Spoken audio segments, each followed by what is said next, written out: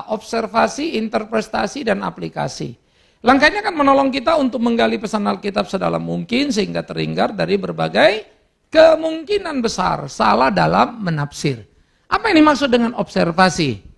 Observasi adalah sebuah pengamatan secara cermat untuk mengetahui satu peristiwa dengan menggali data-data sebanyak mungkin. Apa peristiwa yang terjadi, siapa saja pelaku yang terlibat, di mana tempat peristiwa itu berada, ya, bila mana, kapan waktu peristiwa itu terjadi, kenapa, apa alasan-alasan peristiwa itu, bagaimana proses awal berjalan dan selesainya. Oleh karena itu untuk observasi, galilah data Alkitab setajam mungkin dengan memakai alat bantu ensiklopedia Alkitab. Nah begini, kalau kalian baca, maka turunlah imam itu dari Yerusalem ke Yeriko. Ada imam, ada Yerusalem, ada Yeriko. Ya, lalu lewat juga seorang Lewi, lalu ada seorang Samaria. Buka ensiklopedia. Apa sih imam? Oh imam. Nanti kamu ucap, imam mulai dari tradisi Arus. Jadi kamu bukan cuma tahu imam, sekarang tahu historinya. Ya. Yang kedua, kamu baca lagi. Kalau kamu udah tahu historinya, Yesus adalah imam bukan karena sistem keagamaan. Karena Yesus bukan suku Lewi. Yesus suku apa? Imam besar agung anak Allah itu. Keren. Ya, yang kedua, apa itu namanya Yerusalem? Kamu baca, oh pusat kota politik, pusat kota pemujaan kan, terus ibu kota negara. Jadi Bait Allah ada di situ. Wah ini tempat suci ini, berarti mereka jalan turun ke Yeriko. Kamu baca Yeriko, daerah yang kurang lebih 800 meter di bawah Yerusalem. Sebuah tempat tinggal pemukiman bagi banyak pejabat-pejabat penting. Banyak pemungut cukai tinggal di Yeriko. Oleh karena itu waktu termasuk siapa namanya? Si Sakeus yang bertobat di Yeriko itu. Jadi kalau dari Yerusalem dia mau pulang ke Yeriko berarti imam ini munafik juga ini. Dibilangnya pemungut cukai itu apa? Orang berdosa. Tapi tinggal satu komplek mau ya, demen banget karena Yeriko keren. Dia nggak mau tinggal daerah lain karena kurang elit. Nah, itulah bajingannya pendeta ya. Semuanya bilang berdosa, tapi dosa itu pun ditelannya. Udah dapat kan? Tapi kalau kamu cuma tahu Yeriko ini tempatnya Sakeus, titik, nggak dapat kan? Gali dalam benar gitu kan? Samaria adalah dulu yang terpecah yang dari Asur. Sehingga orang-orang buangan dari Asur waktu kembali disebutlah mereka orang Samaria. Karena mereka banyak menyembah berhala bagi orang Yahudi. Yehuda itu mereka disebut orang-orang berdosa. Sehingga musuhan. Tapi ternyata orang ini yang dipuji Tuhan Yesus yang notabene orang Yahudi. Kalau kalian baca itu keren. Gali data. Jadi taruh di mejamu itu, buka ini. Modal dikit lah kalau mau jadi orang Kristen guru sekolah minggu ya. Pinggirkan uang jajan, beli dulu ini ensiklopedia ini. Taruh situ. Ada konkordansi di sini. Tafsiran Alkitab masa kini untuk membantu. Tapi ingat, ini alat bantu, bukan penentu. Tafsiran Alkitab masa kini masih banyak tafsir-tafsirnya yang menurut saya ini agak liberal. Yang ini agak ke sini gitu ya. Nah itu harus hati-hati. Alkitab penuntun dia memang lebih warnanya dominan lebih ke arah Pentekost. Kalau Alkitab penuntun, kalau Alkitab studi, dia lebih konservatif dan lebih kental dalam pemahaman data-datanya. Kamu mesti adu dua-dua itu. Bandingkan dengan data di Google, kamu buka Google, apa kata Google tentang Yerusalem? Oh ibu kota Israel yang sekarang diperebutkan, diduduki oleh Palestina. Oh lain lagi itu judul pendekatannya, karena dia sangat politis. Ya. Jadi Old Jerusalem itu adalah Yerusalem kota tua yang diduduki memang oleh Palestina. Di mana ibu kota Israel? Tel Aviv. Itu de jure, tapi de facto Yerusalem. Tapi sejarah kamu akan tahu itu adalah ibu kota Israel masa lalu. Banding di Google. Hanya kalau ada orang nanya-nanya, nanti Pak kata di Google gini, kamu bisa jawab. Ya maka kalian nanya, saya juga harus bisa jawab. Tapi saya udah kan tahu kurang lebih kenapa kamu nanya itu. Risikonya saya capek belajar. Kalian kurang ajar, enak nanya aja terus. Ya. Yang ketiga, perhatikan keseimbangan data yang ada supaya apa? Tidak memiliki kecenderungan berat sebelah. Ya. Jadi kita jangan terlalu jadi ekstrim sini, ekstrim sini. Lu orang bilang kok gitu sih? Kalau gitu gini dong, akan sering kacau balau tuh. Lihat dulu tolong kiri kanan, jangan kecemplung ke got ya. Ini penting. Nah yang kedua, baru kita interpretasi. Nah interpretasi adalah memberi pendapat atau tafsir. Sesudah kamu observasi, kamu interpretasikan kan. Makanya kalau observasi kamu dangkal, interpretasinya goyang sudah. Observasi kamu dalam, interpretasinya tertolong kuat. Berdasarkan tafsir ini opini pribadi kita. Opini pribadi bisa salah nggak? Karena itu perlu data yang kuat. Dalam memahami Alkitab maka observasi menjadi modal penting kita. Dengan dengan observasi yang kuat maka interpretasi menjadi lebih mendekati kebenaran fakta peristiwa. Ingat, tafsir kita nggak ada yang benar 100%. Kalau sudah tafsir, mendekati kebenaran. Yang benar itu ketika nggak nafsir. Misalnya, mencuri dosa, ya kan ya? Nggak perlu kamu tafsir kan ya? Nah itu benar 100%. Mencuri dosa, kecuali kepepet. Wah itu udah bahaya tuh. Wis, ini apa-apaan? Loh, daripada dia mati misalnya Pak, ini kalau nggak dia curi tahu ini bapaknya mati. Kelaparan. Kalau mau minta udah nggak dapat, ini nggak bisa dia. Terpaksa dia curi. Mau kerja nggak ada yang terima dia. Dia curi demi bapaknya. Ayo dosa nggak tuh? Hah? Jadi biarkan bapakmu mati. Halo? Udah minta nggak ada yang ngasih, mau kerja kagak ada yang ngasih duit juga. Ngasih kerjaan. Dia mau berkeringat, dia mau apa? Dia nggak curi, bapaknya nggak mati. Dia curi, kasih bapaknya. Bukan buat dia loh. Boleh nggak dia mencuri? Hah? Enggak. Yang boleh bapaknya? Nah udah, aku udah tahu lah kalian kan. Yang dasar anak durhaka semua ya. Saya nggak akan teruskan, ini case menarik ya. Jadi nanti pulang mikir-mikir supaya jadi latihan. Nah, yang ikut makanya kalau kebaktian itu tiap minggu ikutin ya. Kemarin seminar kita udah itu. Jadi dalam memahami Alkitab observasi tadi penting, oleh karena itu harus diingat. Interpretasi akan menjadi mata rantai penafsiran dari observasi hingga ke aplikasi. Nah interpretasi itu merekonstruksi hasil observasi dan membangun kerangka tulisan yang dibaca. Ini kita baca nih kerangkanya apa ini. Kalau guru sekolah minggu mau ceritakan tahu dia alurnya. Udah tahu dia 100, mungkin yang dia ceritakan cukup 10 atau 20. Karena anak punya capacity 20. Nggak boleh kamu cerita 200. Understanding ya? Sesuai capacity-nya. Yang kedua, menemukan maksud dan tujuan penulisan berdasarkan data yang akurat dan bisa dipertanggungjawabkan.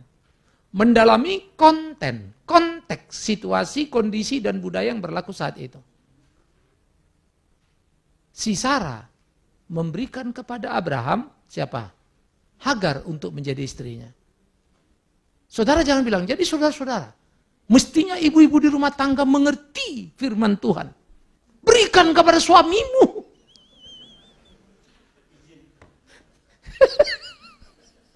Apapun yang menjadi kerinduannya. Kan kacau kita ini. Lu kagak tahu tuh zamannya beda. Lihat budayanya, konteksnya, itu berat-berat. Udah sampai gigi kita kering dah. Understanding ya? Salah ngebaca, yuk nggak ngerti konteksnya, bubar semuanya. Kamu ada di konteks mana? PB, Tuhan ngomong apa? Baca Matius 19. Sejak awal Tuhan menjadikan laki-laki dan perempuan dua disatukan, tidak boleh dipisahkan. Baca! Gitu ya. Nah, observasi penting. Budaya cuci kaki. Maka Yesus membasuh kaki muridnya. Perlu nggak kita basuh kaki murid sekolah minggu? Anak-anak hari ini kakak akan membasuh kaki kalian. Bingung tuh anak-anak ngapain? Pas dibasuh, kak geli ketawa semua. Kenapa? It's not my culture. Orang Israel itu ada budaya. Nah, thank you. Ya ada budaya harus yang bawah itu membasuh kaki yang tua. Maka ada budak-budak kalau tamu datang, apalagi bos dia tinggal duduk gitu ya, dibasuh. Itu juga sebetulnya yang berlaku kepada konsep tukang semir sepatu. Duduk gini, disemir. Itu konsep dari situ tuh.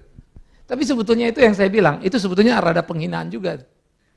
Kalau secara ini, tapi ya kultur di sana begitu. Coba kita kalau sini kita panggil orang timur kan, ini kau lap dulu sepatu, kita naik kaki. Wah diturunkan kaki kita dipenggal orang kali. It's not my culture gitu loh. Nah itu kita mesti belajar ya. Lalu kita membuat kesimpulan yang merupakan hasil apa? Interpretasi kita yang sejalan dengan tujuan kisah dan semangat Alkitab sehingga hasilnya mendekati kebenaran sedekat mungkin. Jangan terlalu jauh. Ya. Ini menjadi penting. Nah, barulah kemudian kita aplikasi. penggunaan atau penerapan peristiwa Alkitab di masa lalu kemana? Ke dalam kehidupan masa kini. Jadi maksudnya basuh kaki itu apa tadi ya? Sikap apa ya? Rendah hati. Kalau kau melayani, jangan anggap kau hebat. Kau bos jadi gak mau ke bawah. Maulah. Saya kan pendeta, bukan angkat kursi. Udah lalu kursi begitu gak rapi, lu mangsa angkat aja, sombong amat sih. Itu bukan tugas saya. Ya ilah. Emang Yesus tugasnya membasuh kaki murid? Enggak. Tapi dia lakoni. Gitu lah. Ya, jadi itu keren. Yang kedua, pesan Alkitab dapat dipahami secara aktual di masa kini dan di hidup orang percaya. Jadi kalau kau betul-betul membasuh kaki muridmu, nggak bisa mereka pahami itu.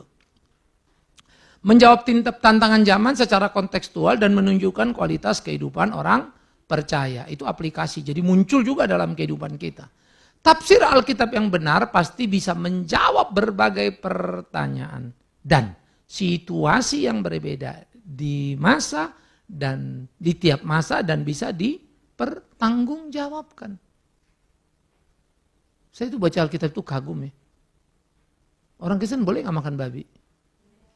Tidak ada yang apa yang masuk ke dalam mulut tidak najis. Yang najis yang keluar dari hatimu itu, maki-maki orang itu gitu. Hari ini kita lihat ya, Yesus thanks karena kita nggak dilarang. Kalau kita ke Cungkok makan gak usah pakai nanya ya. Ada minyak babi apa enggak. Ada orang dilarang tidak boleh makan babi. Kecuali kepepet. Bingung juga ya kalau enggak boleh terus kecuali bagaimana ceritanya. Ya. Nah ini yang menjadi sangat penting kita lihat ya. Jadi bagaimana Alkitab itu menolong kita. Oleh karena itu perlu sekali kita memahami dan mengaplikasikannya. Bagaimana kita memahami konten dan konteks? Alkitab itu konten isinya ya. Konten. Konteks adalah zamannya. Sehingga konten itu isinya itu nggak ada yang berubah dulu sekarang sampai selama-lama. Tapi konteksnya berubah nggak? Berubah. Pertama bukan karena budaya kita, zamannya sudah beda itu. Bagaimana memahami konteks yang di sini nih? Gitulah. Ya. Karena itu ini harus perlu hati-hati sekali karena jadi jalan licin dan sangat berpotensi untuk kita tergelincir. Oleh karena itu ingat, konten Alkitab itu bersifat tetap, namun dapat dipahami di konteks saat ini yang berbeda dengan konteks masa dulu. Ya. Karena itu perlu pengujian dalam memahami konten di tiap konteks. Ya. Waktu Alkitab itu ditulis dulu dan waktu Alkitab ditafsirkan kini.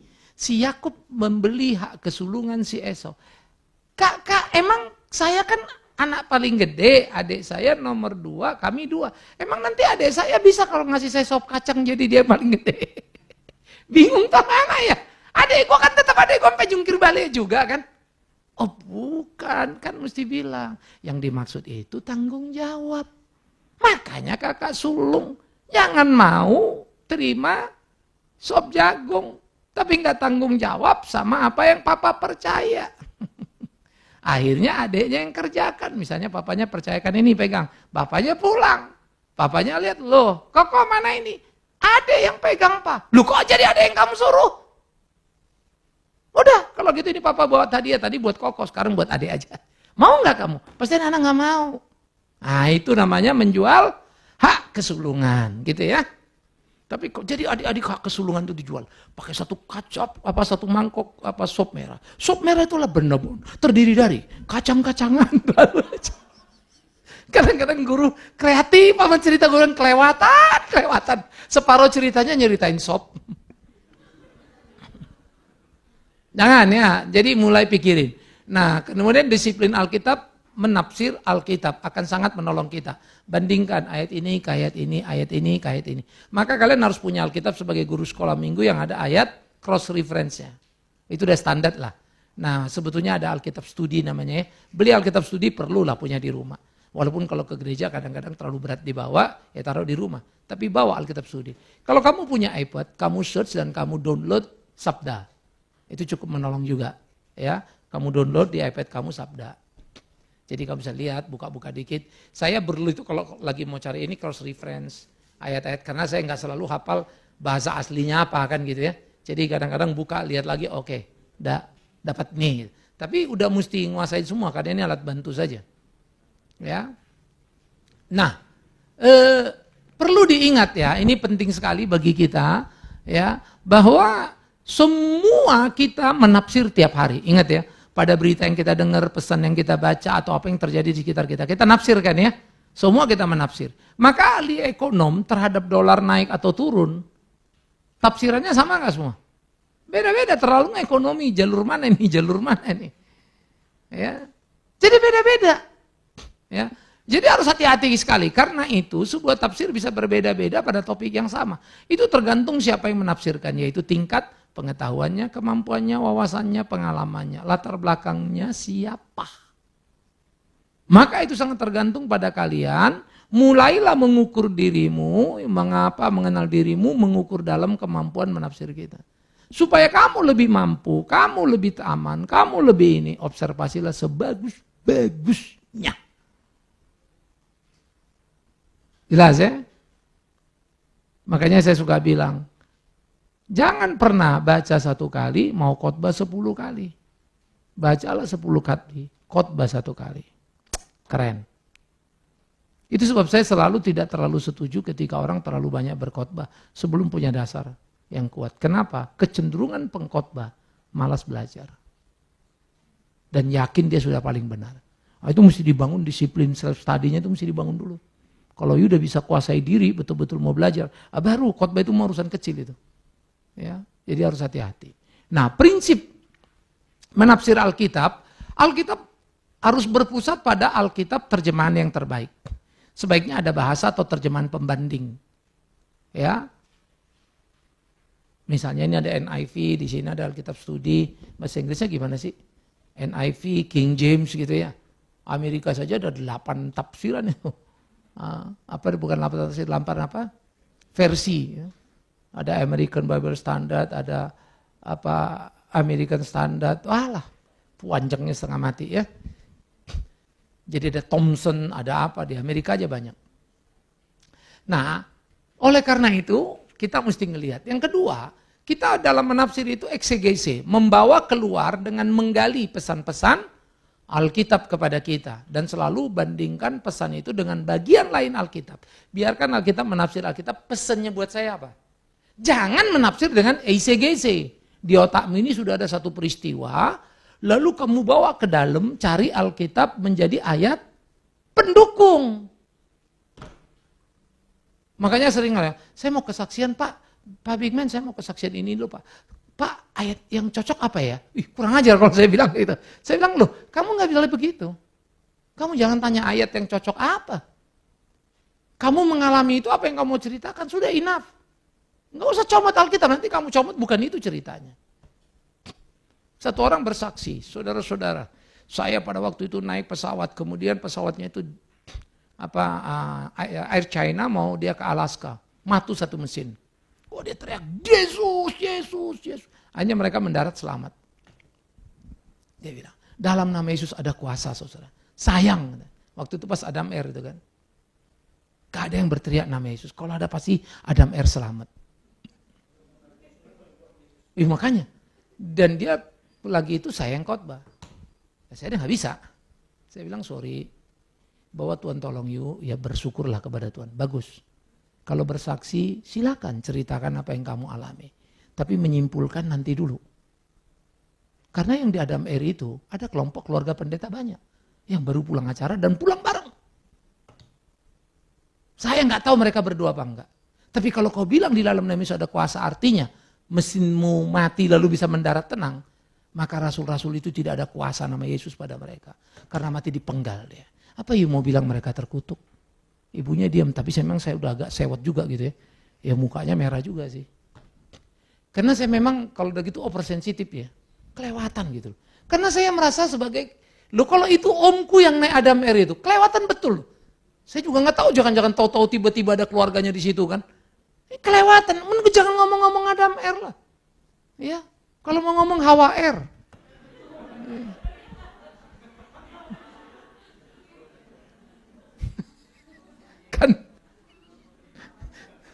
Kalian jangan pikir ya, ini Pak Pingin punya akar kepahitan ke ibu kayaknya.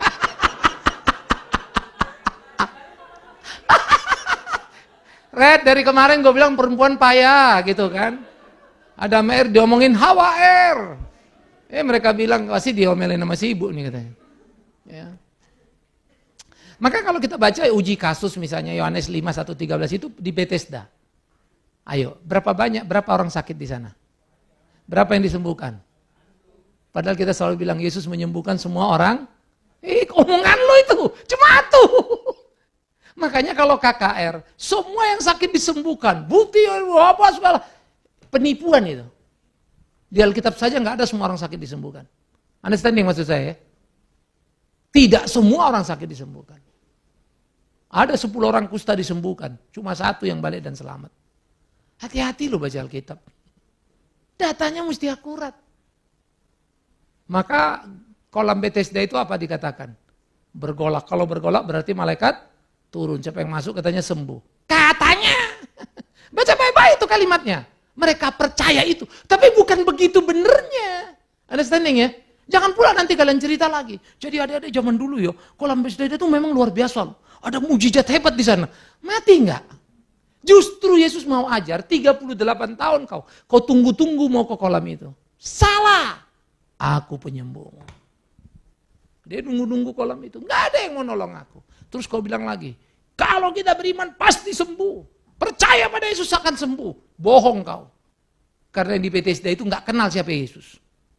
Malah Yesus tanya, mau aku sembuh? Udahlah, udah bertahun-tahun aku di sini mau ke sana, enggak ada yang nolong aku. Karena aku lumpuh. Enggak, kamu sembuh enggak?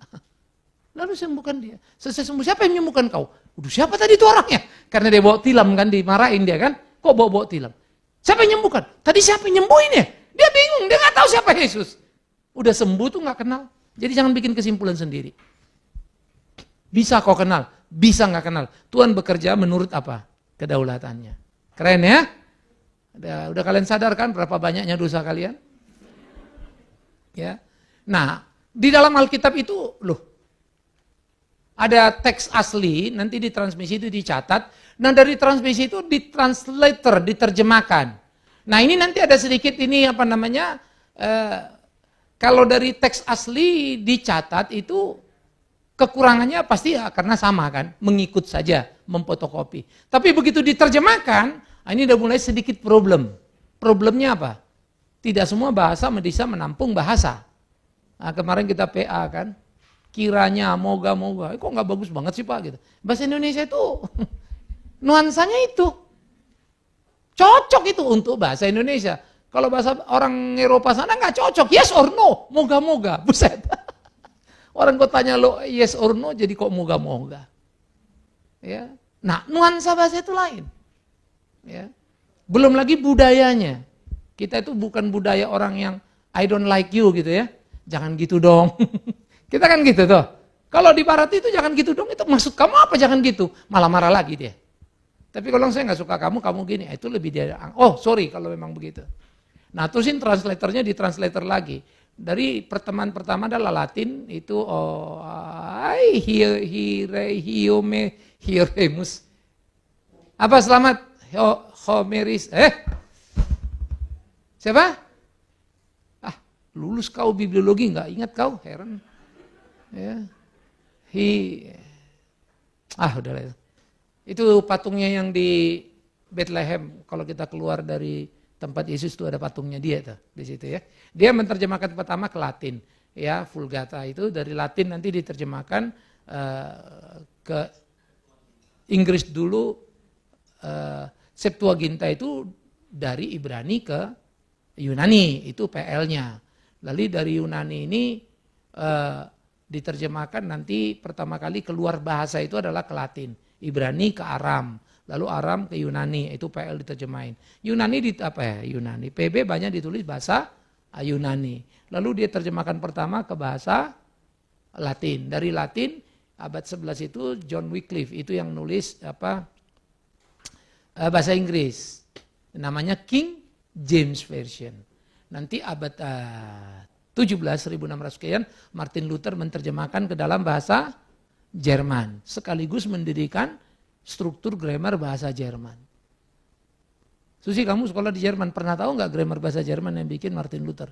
Nggak tahu kan? Nah itulah, aku nggak ke Jerman tahu. Orang Jerman itu saya tulis loh di Wittenberg. Orang Jerman hanya tahu memakai bahasa Jerman, tapi tidak pernah tahu bersyukur ya kepada yang menuliskannya, yaitu Martin Luther yang percaya pada Tuhan. Karena Jerman melupakan Tuhannya. Saya tulis tapi dalam bahasa Inggris saya nggak tahu tuh maki-maki orang apa enggak. Miris ya. Nah, pada waktu itu ada mesin percetakan di Darmstadt itu oleh Gutenberg. Kalau itu Susi tahu ya. Nah, kalau museum tahulah kau jalan-jalan terus ya.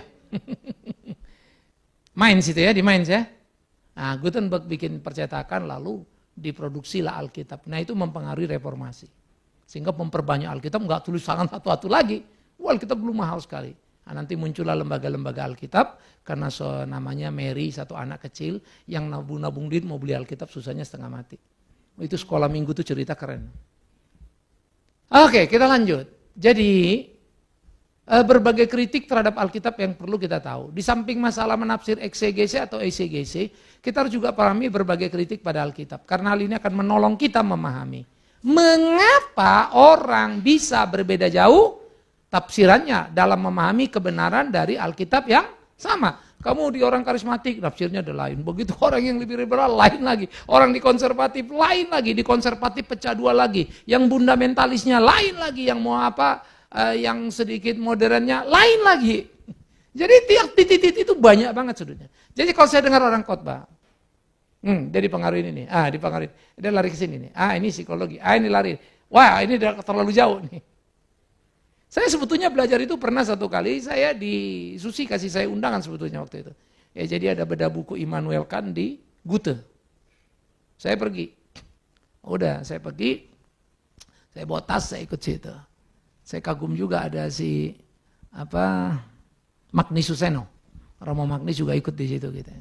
Dia dengerin. Makanya saya kagum sama orang Katolik, biar dokter pun masih mau dengerin, dokter-dokter muda gitu kan. Ini filsuf-filsuf dari UI semua, ada dokter. Yang lulusan luar negeri, alumni UI semua. Bedahlah buku Immanuel Kant. Jadi mereka ngomong, ada saya ikutin, saya bisa ngikutin terus deh. Wah pas dia ngomong, ya lo udah ke teologi itu, tolong balik lagi ke filosofi. Lalu balik lagi ke sini. Jadi mereka ngomong tuh lincahnya setengah mati itu. Lo udah mulai kemari nih, saya nikmatin betul. Saya pikir ya, that's right. Banyak kali kita berpikir, kita nggak sadar kita lagi berpikir apa. Secara psikologi kita berpikir, kita bilang Alkitab bilang, padahal no, is your mind. Konsep kita itu, yang psikologis. Itu konteks sosiologis itu. Makanya kalau saya bilang, dalam konteks sosiologis begini nih. Kalau teologis begini nih. Jadi siapa memandang ahli sosial atau ahli psikologi, ya beda-beda nih. Memandang Alkitab yang sama itu. Nah kita mesti kuat tuh ya. Jadi ini yang kita harus bedakan. Nah sekarang kita coba belajar beberapa titik agak sedikit cepat ya. Beberapa kritik. Pertama apa yang disebut kritik bentuk. Kritik sumber. Ya, istilah Key atau Kehle Jerman itu adalah sumber. Menganggap bahwa Injil PB berasal dari berbagai sumber. Sehingga keabsahan tiap sumber menjadi penentu standar keunggulan tiap kitab. Markus dianggap lebih berwibawa ketimbang Lukas. Ya. Karena Lukas mendata kemudian. Markus itu siapa? Dekat dengan Petrus. Ya, Lukas yang nempel ke Paulus. Ya. Jadi nanti tulisan-tulisan itu tergantung siapa yang nulis. Nah, jawabannya gimana? Alkitab itu bersifat verbal plenary. Penulis Alkitab memang banyak, namun sumbernya sama yaitu Roh Kudus. Karena itu, sedikit pun bukunya 1-2 pasal pun itu seperti Yudas cuma 1 pasal, connect ke yang lainnya. Ya. Yang diinspirasikan oleh Roh Kudus adalah tulisannya yang mau dituliskan, bukan penulisnya. Seluruh kebenaran yang ada tercatat telah teruji oleh waktu sekalipun dari berbagai sumber penulis. Namun ada dalam satu alur yang sama. Sehingga tidak ada yang tinggi, tidak ada yang rendah. Kalau nggak ada kitab Ester yang tidak pernah menyebut sekalipun nama Tuhan, maka tidak ada sejarah Israel yang bisa kita pahami. Karena Anda kata peristiwa itu nggak ada Israel habis, cerita itu udah nggak ada lagi. Nggak pulang ke Yehuda. Yehuda itu nggak akan pulang ke Yerusalem. Tapi kalau kita nggak ngerti historinya, kita bilang, ini nggak ada guna, ini gini. Wah, hati-hati itu. Ya. Nah, oleh karena itu, benang merah PLPB teruji dan tidak terbantah. Berbagai sumber penulis, tapi satu kesatuan. Roh Kudus yang memimpin semua si penulis yang ada dalam berbagai latar belakang profesi dan kedudukan. Yang kedua, kritik redaksi. Ya. Ini mana aku? Ini kok? Oh, salah baca. Enggak, sekarang kritik bentuk. Tadi aku ngomong apa? Ini kan? Sekarang ini ya? Oke. Oh, tadi itu ya? Oh, pantas 2 layar beda. Maafkan dikau. Ya, kritik bentuk. Jerman itu asal mula. Yaitu kritik yang mengatakan bahwa Injil berasal dari tradisi oral yang diturunkan secara tradisional. Diragukan keakurasian berita dan fakta yang ada. Contoh misalnya, Kejadian. Siapa yang menulis kitab Kejadian? Di mana si Musa waktu Kejadian itu ada? Nah kan, andai kata si Adam yang nulis, di mana si Adam hari kelima 4321? Karena dia adanya hari ke-6. Nggak ada juga kan? Kalau begitu, mana mungkin ini benar? Gitulah. Gimana jawab itu? Karena memang dulu tradisi hafal ya. Saya pernah nonton satu kali film, gila satu orang Israel, Yahudi tulen, membaca Matius, pasal 1 sampai pasal 28, hafal dan cocok. Bengong-bengong kita ngeliat. Karena itu tradisi yang hidup. Kalian tahu Quran, dari tahun 600 sampai tahun 800, 200 tahun. Sesudah Muhammad mati, dihafal itu. Sehingga problem mereka waktu perang mati penghafal satu kan. Waduh, ini lama-lama mati semua habis nih. Bukukan, lalu dibukukan Al-Quran itu. Jadi penghafal itu kerja zaman dulu memang begitu. Pusat sejarah itu di sini. Kalau kita kan udah pindah. Dulu saya berhitung itu cepat, gara-gara kalkulator jadi goblok juga kadang-kadang. Jadi kagok sendiri, jadi nggak yakin, nggak pede, mesti pinjam kalkulator. Gitu. Itu kan cara kita. Nah maka perlu hati-hati ya.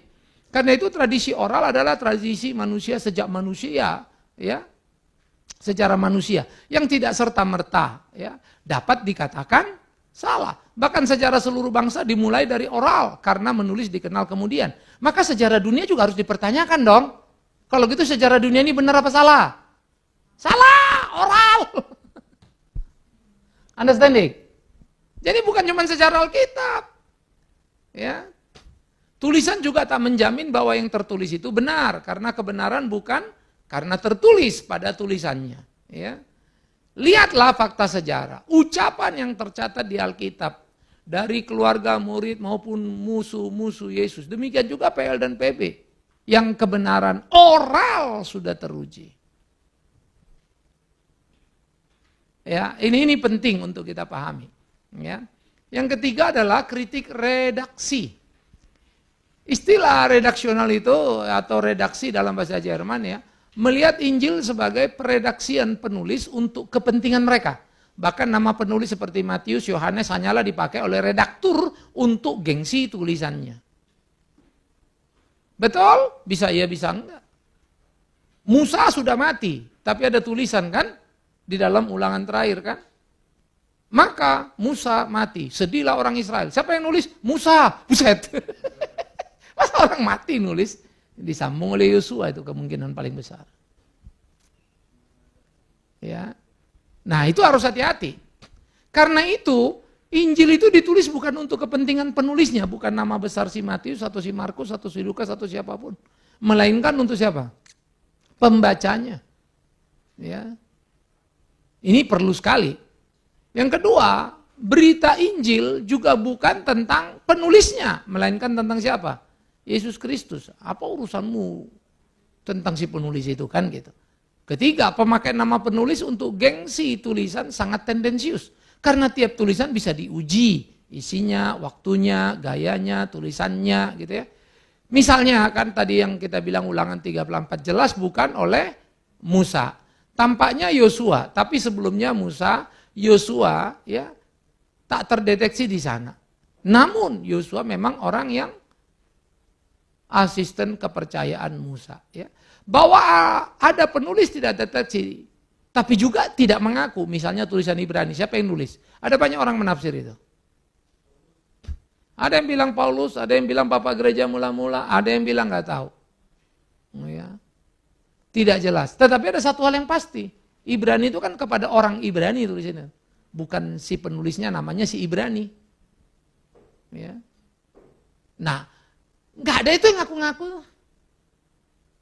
Jadi terlalu tendensius. Nah ini cara menjawab ini perlu ya. Mereka ngomong seperti apa, kita harus menjawab seperti apa juga. Dan terakhir dalam bagian ini, demitologi. Rudolf Bultmann adalah seorang teolog Jerman yang menganggap kisah-kisah dalam Injil dipenuhi oleh berbagai mitos-mitos mujizat. Jadi untuk mendapat maksud yang sebenarnya, mitos itu harus apa? Dibuang. Demitologi. Yesus jalan di atas air, betul nggak sih? No. Si Petrus di tanah tuh di tengah lagi naik perahu.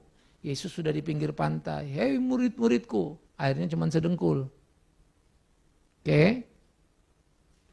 Jadi dia berdiri. Si Petrus lihat. Guru itu. Guru aku sini, datanglah. Jalanlah dia turun. Begitu dia sadar angin bertiup itu. Mau tenggelam dia. Ya jelaslah kau di tengah.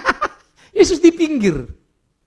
Kata si Bultmann. Hah? Dulu ada dosen STT namanya Wismoniadi. Ya, dia membedah semuanya dan segala macamnya. Nah, salah satu cerita gini lucu ya. Ayo yang benar gimana? Betul Yesus jalan di atas air enggak? Dari mana kau tahu? Gimana kalian menjelaskan? Dia udah bilang, di itu Yesus di pinggir pantai, airnya cuma sedengkul. Petrus lihat masih agak di tengah. Gendengnya si Petrus. Iya katanya turun. Nah turunlah kau kan gitu kan. Makanya begitu dia turun angin bertiup langsung dia mau tenggelam. Ya jelaslah dia di tengah. Gimana jawabnya? Hah? Yesusnya apa? Hah? Oh bukan, karena angin bertiup sebetulnya dia mengalami ketakutan masih di sebelah situ. Cepetan sih. Ayo cepetan. Ayo coba apa ya? Apa? Ayo coba pikirkan jawabannya.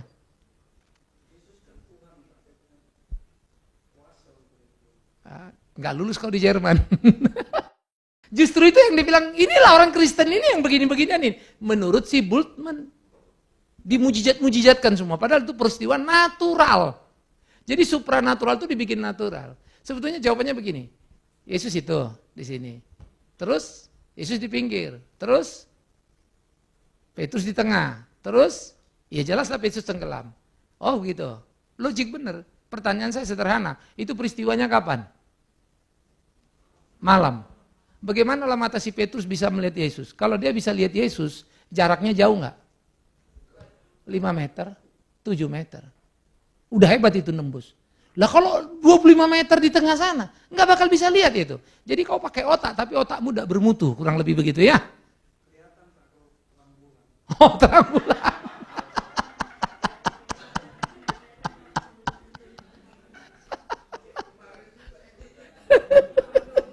Mendung, mataharinya mendung. Mana sih ibu? Jadi nggak datang. Gue salah lagi ngomong kali ya. Aduh, ya. Nah jadi itu, tidak jelas, ini harus hati-hati. Tidak jelas apa ukuran sebuah mujizat itu mitos, tapi jelas saat dimana umat berbondong-bondong mendatangi pelayanan Yesus, bahkan mereka ditegur karena mau mujizat. Yesus sendiri nggak pernah meributkan mujizat. Waktu orang datang sesudah 5 roti 2 ikan itu kan, ngapain kau datang? Mau makan roti lagi ya? Kau datang bukan untuk firman. Dimarahin loh. Jadi jangan gede-gedein urusan itu gitu ya. Saksi mata melebihi yang dibutuhkan sehingga tidak beralasan untuk menyebut mujizat sebagai mitos. Lebih dari 2 saksi itu legal. Mujizat itu, bahwa mujizat adalah fakta yang berlaku bukan hanya satu itu saja, tapi sepanjang sejarah dan banyak contohnya. Bagaimana Yesus bisa kasih makan apa? Bagaimana Tuhan kasih makan orang Israel? 600.000 laki-laki belum termasuk perempuan, anak-anak makan mana tiap pagi. Gimana caranya? Mau cari jungkir balik pun penjelasan itu, kalaupun ada itu tumbuh-tumbuhan, jumlah sebanyak itu, Bagaimana bisa cukup 40 tahun? Gundullah kemudian gurun itu semua ya. Nggak ada yang bisa jelasin sampai sekarang. Ya. Dan itu kehebatan dan keunggulan itu. Jadi mujizat memang melampaui akal. Namun bukan tidak masuk akal. Mujizat adalah fakta, bukan cerita.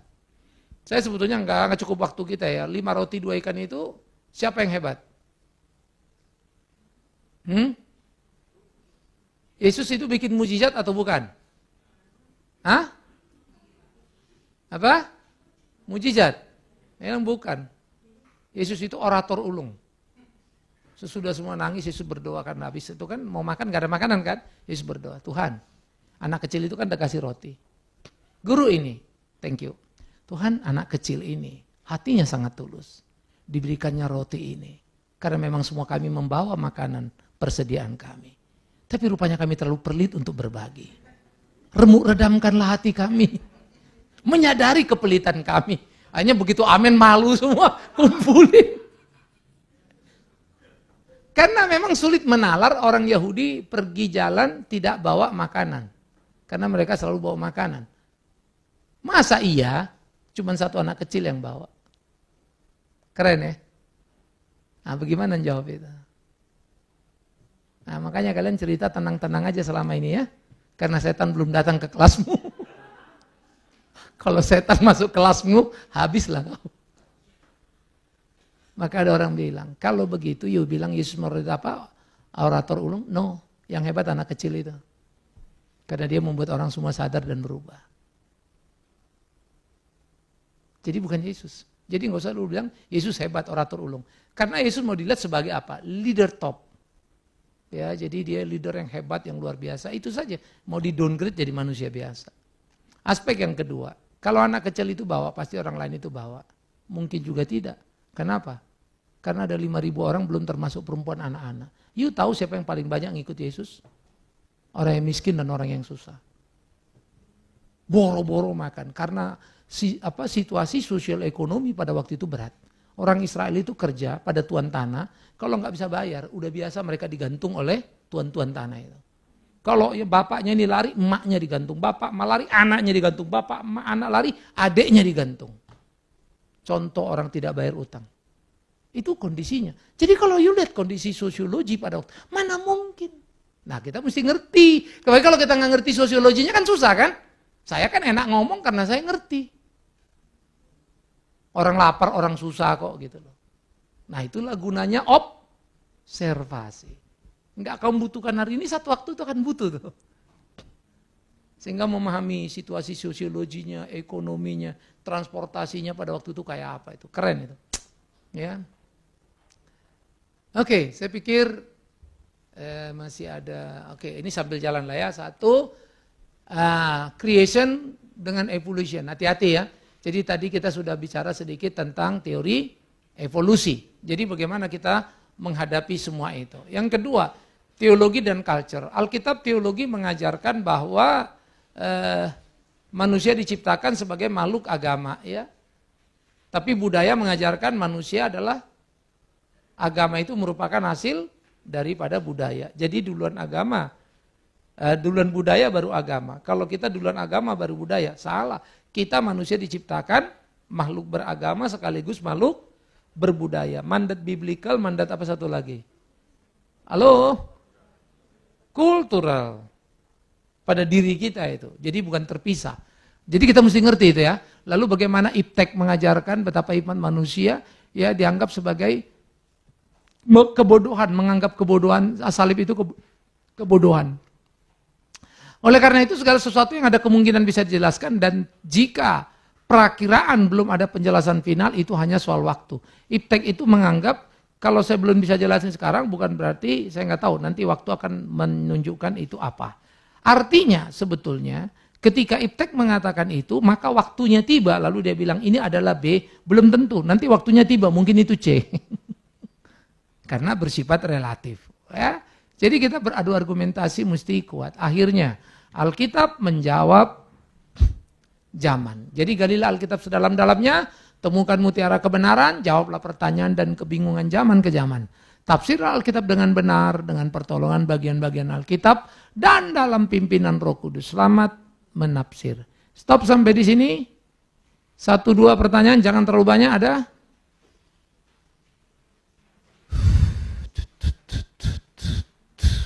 Udah ya?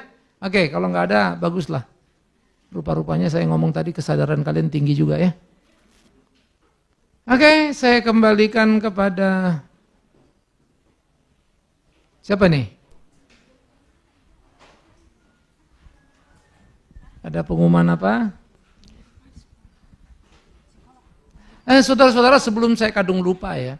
Jadi kalian tolong kalau misalnya, aduh ini nggak tahu ini nggak apa, kalian kunjungi saja website kita ya di www.reformata.com. Coba Cayono, www.reformata.com gimana tuh tulisannya itu?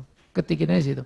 Yang kedua, kalian bisa search di kita punya itu, ada sistem belajar sekarang yang saya juga akan terus masih lengkapin ya. Jadi Selamat udah kelola itu, misalnya kamu bicara doktrin manusia, tinggal buka klik manusia, terus ada doktrinnya keluar di situ. Nanti doktrin Allah, ada doktrin soteriologi, eklesiologi, lalu topik-topik semua kita masukkan. Manusia, aku seorang Kristen, apa sih artinya itu? Itu sudah, yang bentuknya audio itu sudah ada 600 lebih, yang DVD sudah 400-an lebih juga. Ya. Nah kemudian kalau mau tulisan-tulisan, kalian bisa search lagi, cari tulisan tentang tentang ini modelnya nih, tentang tulisan tentang hari raya gereja, misalnya Natal, Tahun Baru, pas, semua ada tulisannya. Lalu tulisan-tulisan saya di Mata Hati itu tentang perpuluhan, tentang apa, semua ada tulisannya. Kalian bisa search sehingga tuh makan sebetulnya belajarnya kenyang setengah mati. Ya, kalau kalian ada case-case, mungkin tidak segera, tapi tolong email ke Selamat. Pertanyaan kalian kita akan muat juga di Reformata menjadi pertanyaan yang saya jawab nanti. Supaya jadi berkat juga bagi banyak orang. Apa dan gimana begitu. Ya, ini penting buat kita untuk kita juga bisa tumbuh sama-sama ya. Karena nggak semua kan kita selalu ketemu hari Minggu. Ya. Nah bagi yang terbingung-bingung, ya silakan ikut terus kebaktian kita dari minggu lepas ke minggu supaya makin clear. Oke. Bu Marle?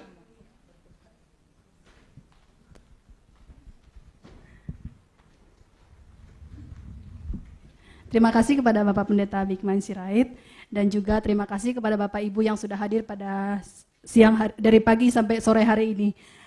Untuk pengumuman minggu depan, kita akan dipimpin oleh Ibu Greta Mulyati, Ibu Greta di belakang. Dengan tema mengenai psikologi dan psikologi umum. Yang kedua, mendalami psikologi anak dalam jenjang usia. Terus yang ketiga, memahami anak dan menjadi sahabat anak. Yang ketiga, guru sekolah minggu, konselor yang dipercaya anak. Itu topik yang akan dibawakan minggu depan. Kami berharap Bapak Ibu masih bisa hadir, bersama-sama kita belajar.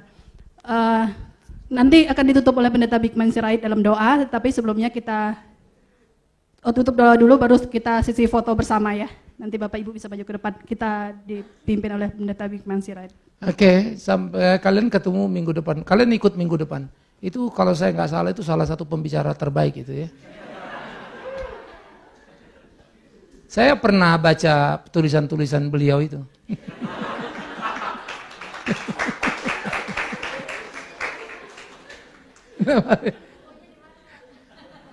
Saya waktu itu beli bukunya, kayaknya di alam mimpi deh.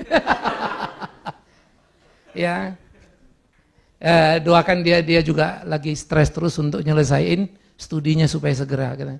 Karena saya bilang, kenapa you stres mau selesain? Kenapa mau selesain? Supaya jangan dulu doang yang khotbah katanya. Gila mau saingan nih. Oke, kita berdoa ya. Kami bersyukur, kami berterima kasih ya Tuhan untuk cinta kasih-Mu, pembelajaran demi pembelajaran. Ajar terus kami sadar penuh untuk hidup takut akan Tuhan. Kami serahkan diri kami di dalam melayani anak-anak yang Tuhan sudah percayakan. Ajar juga kami mensyukuri apa yang Tuhan sudah kerjakan bagi kami. Demi Yesus Kristus Tuhan kami yang hidup, biarlah Tuhan tolong pimpin kami di ladang kami masing-masing. Terpujilah Tuhan. Amin. Amin. Mohon Bapak Ibu untuk